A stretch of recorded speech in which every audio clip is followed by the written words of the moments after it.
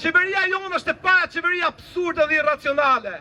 Ja u merr lekët, i zhvat njerëzit më të varfër të Europës, i zhvat pensionistët me pensionet më të ulta të Europës, i zhvat punëtorët me pagat më të ulta të Europës, dhe ku i çon paret?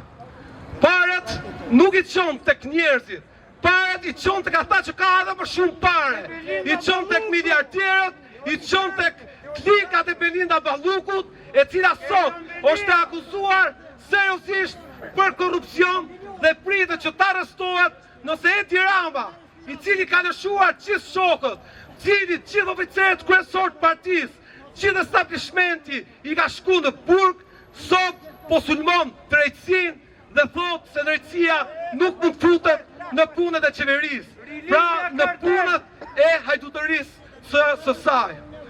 Ne jemi këtu për të thënë se ky buxhet nuk mund të miratohet kështu edhe nuk mund të shkohet më tej kështu.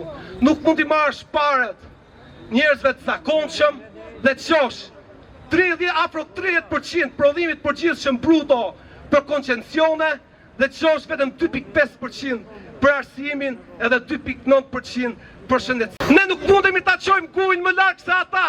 Përkundrazi, ne nuk mund kemi shtëpinë tonë, nuk kemi siguracione sociale, nuk e dimë se një ditë do dalim në në pension. Pra ardhmja jonë është totalisht e shkatëruar. Kështu që secili do ta ketë mundësinë për të folur në këtë mikrofoni është i hapur për gjithë dhe të vazhdojmë me folësit e tjerë.